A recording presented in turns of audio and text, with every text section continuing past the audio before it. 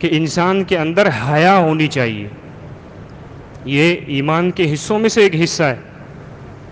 اگر کوئی بھی حصہ کم ہو تو جس طرح ایمان کم ہوتا ہے ناقص کہلاتا ہے، اسی طرح اگر ایک بندے کے اندر ساری چیزیں ہوں، توحید ہو، رسالت اس کو سمجھ میں آ گئی ہو، شرک و بدعت سے وہ اجتناب کرنے والا ہو، مسلمانوں کو اپنی زبان اور ہاتھ سے تکلیف نہ پہنچانے والا ہو، لیکن اگر اس کے اندر سے حیا ختم ہو جائے تو اس بندے کا ایمان مکمل نہیں ہے، ناقص ہے. اور یہ ناقص ایمان انسان کو جنت تک مشکل سے پہنچاتا ہے، بڑی مشکل سے. اللہ چاہے تو اس کی کوتاہیاں معاف کر دے، اللہ کو کوئی پوچھنے والا نہیں ہے، لیکن ایک امکان رہتا ہے ایمان کے ناقص ہونے کی وجہ سے کہ یہ بندہ جنت میں مشکل سے جائے گا. اب حیا کیا ہے؟ حیا کی ڈیفینیشن کیا ہے؟ حیا کس کو کہتے ہیں؟ مختصر یہ کہ حیا ایک انسان کی اندرونی ایسی کیفیت ہے جو اس کو کسی بھی کام کرنے سے روک دے. حیا انسان کی اندرونی ایک کیفیت ہے جو نظر نہیں آتی. آپ کو آنکھیں نظر آ رہی ہیں، انسان کا کان، انسان کے ناک کی چیزیں نظر آنے والی ہیں.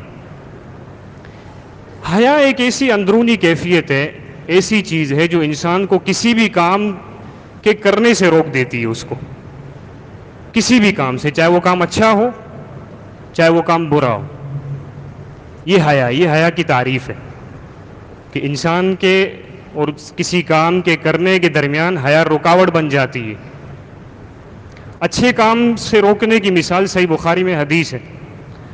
اللہ کے نبی صلی اللہ علیہ وسلم نے فرمایا، ایک مرتبہ صحابہ کے ساتھ آپ بیٹھے ہوئے تھے، فرمایا کہ ان من الشجر شجرۃ لا يسقط ورقها وانها مثل المسلم.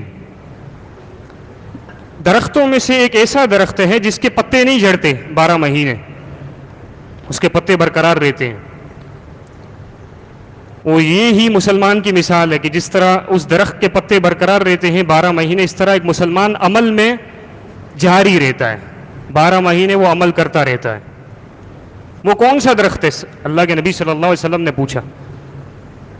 اب صحابہ اپنے دماغ جنگل میں دوڑا رہے ہیں، کسی نے کہا فلاں درخت، کسی نے کہا فلاں درخت، کسی کو بھی صحیح جواب نہیں آیا. اللہ کے نبی صلی اللہ علیہ وسلم نے پھر اس کا جواب بتا دیا. صحابہ نے کہا اللہ کے نبی آپ ہی بتا دیں وہ کون سا درخت ہے. اللہ کے نبی صلی اللہ علیہ وسلم نے کہا کہ وہ درخت کھجور کا درخت ہے. اس مجلس میں عبداللہ بن عمر بھی بیٹھے ہوئے تھے جو عمر میں چھوٹے تھے. عبداللہ بن عمر جب مجلس ختم ہوئی، عبداللہ بن عمر اپنے والد عمر بن خطاب رضی اللہ عنہ کے ساتھ گھر جا رہے تھے تو کہا کہ ابا جان، اللہ کے نبی صلی اللہ علیہ وسلم نے جو سوال پوچھا تھا اس کا جواب مجھے آتا تھا. عمر رضی اللہ عنہ نے کہا کہ کاش بیٹے تو جواب دے دیتا تو یہ میرے لیے پتہ نہیں کتنی چیزوں سے بہتر ہوتا یہ کام. کیوں نہیں دیا جواب؟ فرمایا فاستحییت، مجھے حیا آ گئی اللہ کے نبی سے، مجھے حیا آ گئی. یہ جواب دینا اچھا کام تھا نا، لیکن حیا نے اس کو روک دیا. تو حیا اندرونی کیفیت ہے جو آپ کو کوئی کام کرنے سے روک دیتی ہے. یہ برا کام کرنے سے بھی روکتی ہے، اور صرف مسلمان کو نہیں روکتی. اگر ایک کافر کے اندر بھی حیا موجود ہو تو وہ بھی برائی سے رک جاتا ہے. صحیح بخاری میں حدیث ہے، مکہ کا ایک قافلہ، تجارتی قافلہ شام سے واپس آ رہا تھا. اس قافلے کے امیر تھے ابو سفیان، اس وقت مسلمان نہیں ہوئے تھے رضی اللہ عنہ.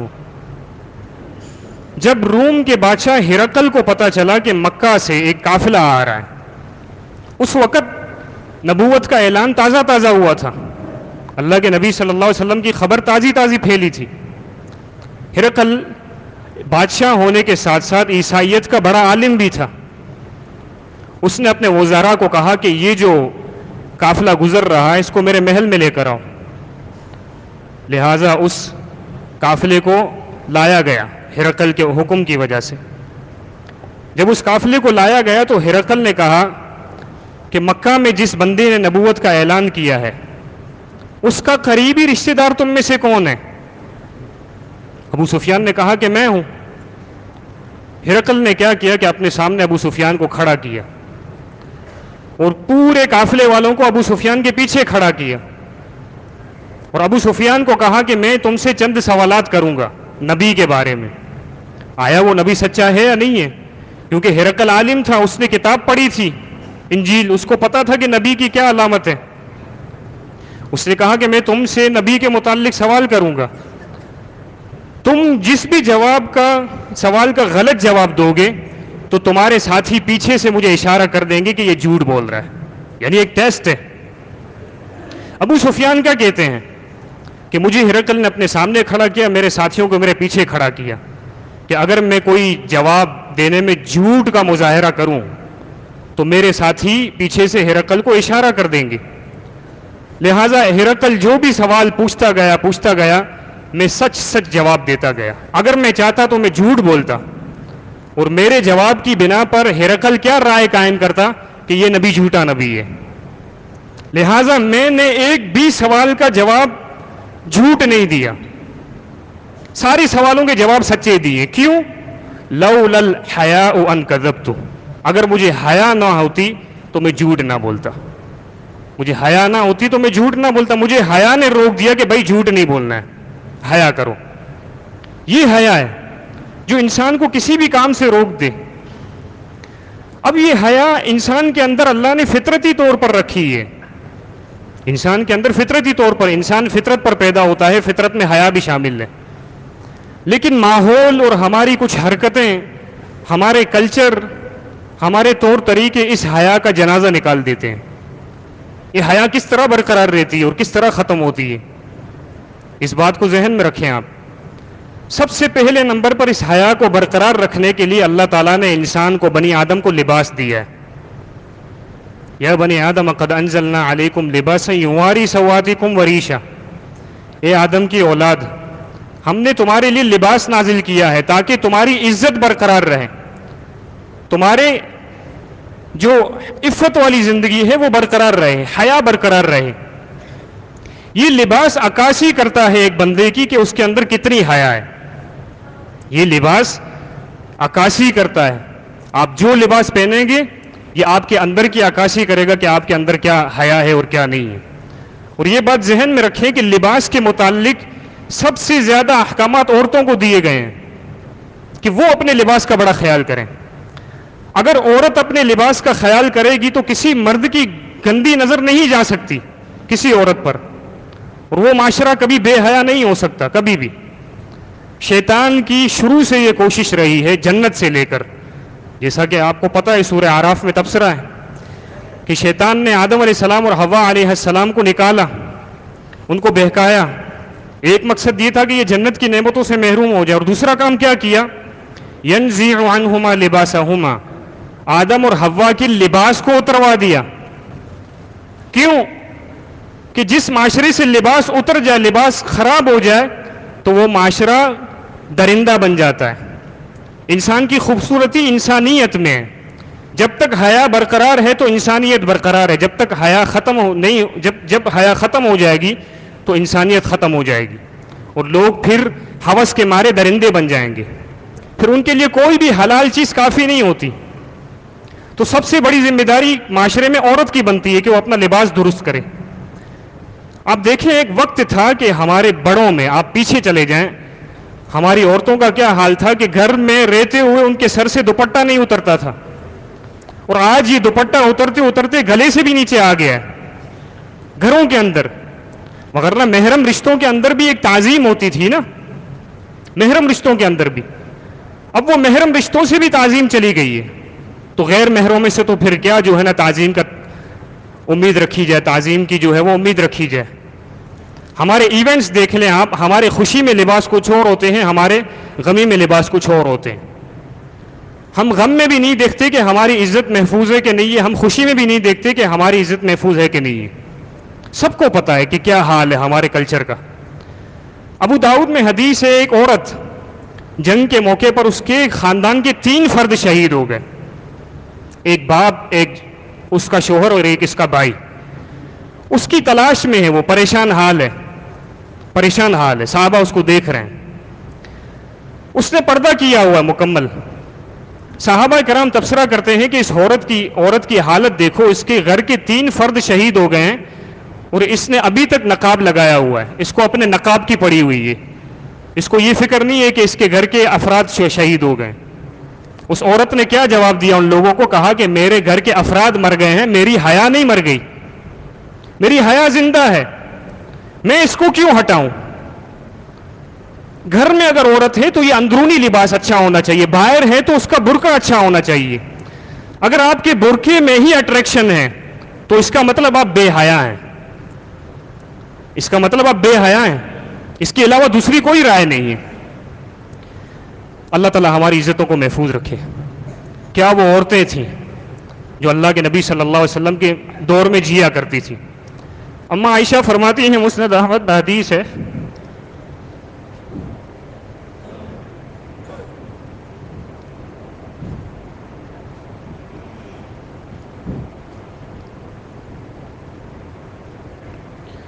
فرماتی ہیں میرے حجرے میں اللہ کے رسول صلی اللہ علیہ وسلم اور ابو بکر دفن تھے. اما عائشہ کے کمرے کے 2 حصے تھے, بیچ میں ایک دیوار تھی, ایک کمرے میں خود رہتی تھی اور دوسرے کمرے میں آنا جانا کرتی تھی. اس دوسرے کمرے میں اللہ کے رسول اور ابو بکر کی قبر تھی. فرماتی ہیں کہ میں اس کمرے میں آتی جاتی تھی, اپنا دوپٹہ اتار دیتی تھی, اپنے کپڑے چینج کر لیتی تھی, کیونکہ میرا باپ تھا اور میرا شوہر تھا, اور وہ بھی مدفون ہے, زندہ نہیں ہے. فرماتی ہے کہ جب سے فلما دفن عمر ما دخلته الا مشدودۃ علی ثیابی, جب سے عمر رضی اللہ عنہ میرے حجرے میں دفن ہوئے ہیں تب سے میں کبھی بھی بغیر دوپٹے کے اس کمرے میں نہیں جاتی. یہ کیا حیا والی عورتیں ہیں, کیا ان کی عفت ہے کہ ایک مرد, وہ مرد جو غیر محرم مدفون ہے, جو زندہ نہیں ہے, اس کا جسم سامنے نہیں ہے, لیکن پھر بھی ان عورتوں کی حیا کا آپ اندازہ لگائیں کہ وہ فرماتی ہیں کہ جب سے عمر دفن ہوئے ہیں میرے روم میں اس روم میں کبھی بھی بغیر دوپٹے کے نہیں جاتی. یہ حیا تھی جو ہمارے اندر سے نکل چکی ہے, اور یہ صرف اور صرف سوشل میڈیا ہے کہ جس میں بار بار ہم بے حیائی کی چیزیں دیکھ کر ہمارے اندر سے ہیبت ختم ہو جاتی ہے. ایک چیز جس کا بار بار مشاہدہ ہو تو اس کی ہیبت ختم ہو جاتی ہے. ہمارے بڑوں میں کیوں حیا تھی؟ باوجود اس کے کہ ان کے پاس کوئی ایجوکیشن نہیں تھی, کوئی اتنی تعلیم نہیں تھی, لیکن ان کے اندر حیا کوٹ کوٹ کر بھری ہوئی تھی. اگر کہیں پہ روڈ پر مردوں کا اجتماع ہے تو وہاں سے گزرنا عورت کے لیے مشکل ہو جاتا تھا. ہمارے بڑی عورتوں کی بات کر رہا ہوں. اگر مردوں کا رش ہے وہاں سے کسی عورت کا گزرنا مشکل ہو جاتا تھا, وہ ناگوار سمجھتی تھی. اگر کسی مرد کی غلطی سے ہماری پچھلی عورتوں پر نظر پڑ جاتی تو اس کے جسم پر لرزہ طاری ہو جاتا کہ اس نے مجھے کیوں دیکھا ہے.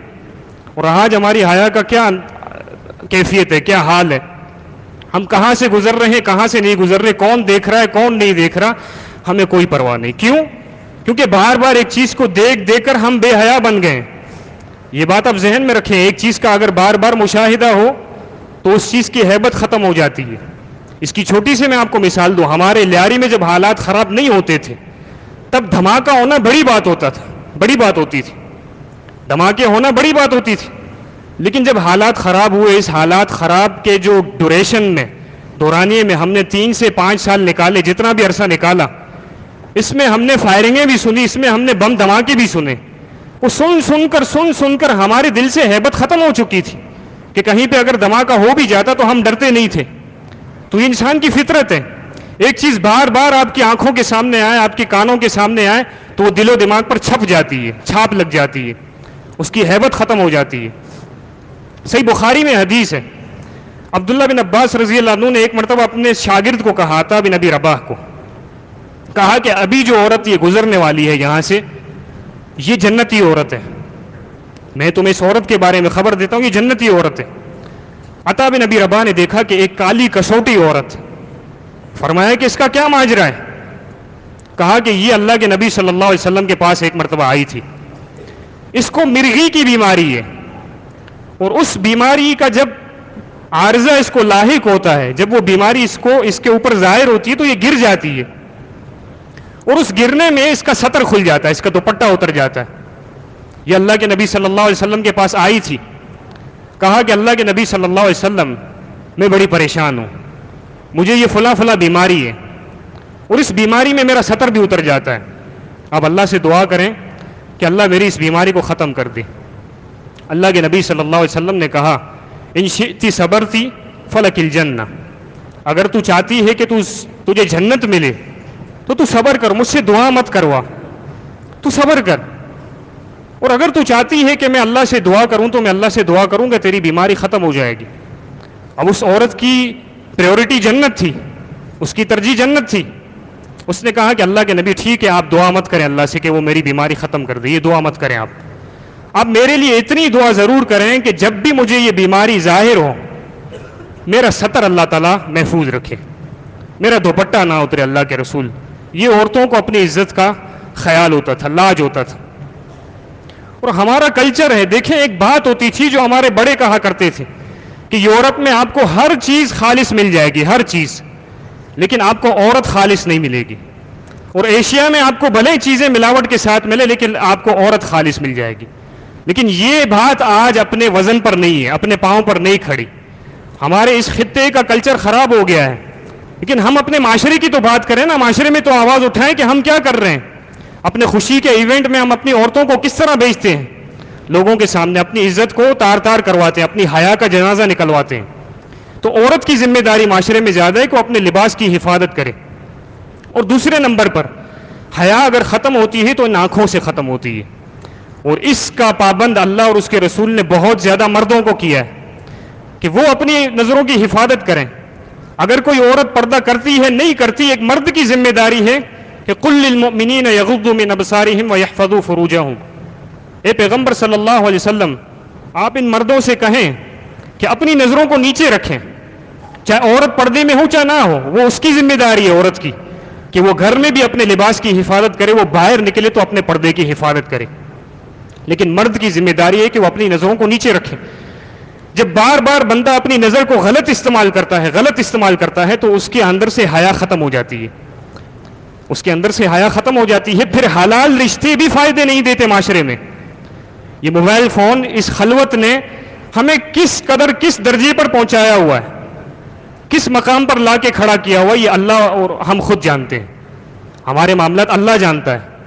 یعنی ہر بندے کا گواہ اللہ ہے، اور اس کے بعد اس کا نفس ہے کہ میں کتنے پانی میں کھڑا ہوا ہوں، میں کتنی اپنی آنکھوں کی حفاظت کرتا ہوں. میں اکیلے میں بھی اپنی آنکھوں کی حفاظت نہیں کرتا، میں روڈ پر چڑھوں تو کسی کی عزت کو نہیں چھوڑتا. عبداللہ بن مسعود رضی اللہ عنہ کے ایک دوست تھے ربیع بن خثیم. 20 سالہ دوستی تھی عبداللہ بن مسعود رضی اللہ عنہ سے، آنا جانا لگا رہتا تھا گھر پہ. ان کے بارے میں یہ مشہور تھی بات کہ وہ اتنی نظروں کو جھکا کے چلتے تھے، اتنا نظروں کو جھکا کے چلتے تھے کہ لوگ کہتے تھے کہ شاید یہ بندہ اندھا ہے، یہ نابینا ہے. اور جب کبھی عبداللہ بن مسعود رضی اللہ عنہ کے گھر کو دستک دیتے، گھر پر آتے، عبداللہ بن مسعود رضی اللہ عنہ کی بیٹی دروازہ کھولا کرتی تھی. جب دروازہ کھولتی دیکھتی ربیع ہے، آنکھیں جھکی ہوئی ہیں، تو وہ بیٹی عبداللہ بن مسعود کو آواز دیتی کہ ابا جان، آپ کا وہ اندھا دوست آیا ہے، آپ کا وہ اندھا دوست آیا ہے. اس قدر آنکھوں کی حفاظت کہ اٹھا کر کسی کو دیکھنا گوارا نہیں کرتے. لیکن ہم نیچے کرنے ہمیں نیچے کرنے کا وقت نہیں ملتا. ہماری آنکھیں اتنی گندی ہو گئی، جب بار بار اس کا غلط استعمال ہوگا تو پھر اسی راہ پر یہ آنکھیں آپ کو لے جائیں گی. اور ان دو چیزوں نے ہمارے اندر سے حیا کا جنازہ نکال دیا، ایک لباس نے اور دوسرا آنکھوں نے. اللہ کے نبی صلی اللہ علیہ وسلم کا فرمان ہے، فرمایا کہ استحیوا من اللہ حق الحیا. او اللہ کے بندو، اللہ سے جس طرح حیا کرنے کا حق ہے اس طرح حیا کرو. صحابہ نے کہا کہ انا نستحی والحمد للہ. اللہ کے نبی صلی اللہ علیہ وسلم، ہم حیا تو کرتے ہیں اللہ سے، اللہ کا شکر، اللہ کی توفیق ہے. وہ صرف لباس کی حد تک سمجھ رہے تھے حیا کو، لیکن اللہ کے نبی صلی اللہ علیہ وسلم نے فرمایا کہ حیا صرف لباس تک نہیں ہے. حیا یہ ہے کہ ان تحفظ الرأس وما وعى والبطن وما حوى. تم اپنے سر کی اور سر کے ساتھ لگے ہوئے جتنے بھی اجزاء ہیں ان سب کی حفاظت کرو. تم آنکھوں سے کوئی بے حیائی کا کام مت دیکھو. تم اپنی زبان کو بے حیائی کی گفتگو میں صرف مت کرو. جب بار بار یہ چیزیں غلط صرف ہوں گی، غلط استعمال ہوں گی تو انسان کے دل سے حیا ختم ہو جاتی ہے. پھر اگر وہ نکاح بھی کر لے، وہ حلال رشتے میں بھی جڑ جائے تو اس کو سکون نہیں آئے گا، اس کو سکون نہیں آئے گا. ہمارے پچھلے رشتے اور ہمارے آج کے رشتے اگر ان کا تقابل کیا جائے تو دیگر جو وجوہات ہیں وہاں پہ ایک وجہ یہ بھی ہے کہ ہم بے حیا ہو گئے ہیں، لہٰذا ہمارے لیے نکاح بھی کافی نہیں ہے جو کہ حلال رشتہ ہے. اللہ تعالیٰ سے دعا ہے کہ اللہ تعالیٰ ہماری حیا کو محفوظ رکھے. ہماری عورتوں کی عزت ہے، اللہ تعالیٰ ان کو بچا کے رکھے، اور ہمارے مرد ہیں جو انہی کو ہماری عورتوں کا محافظ بنا دے. وآخر دعوانا الحمد للہ رب العالمین.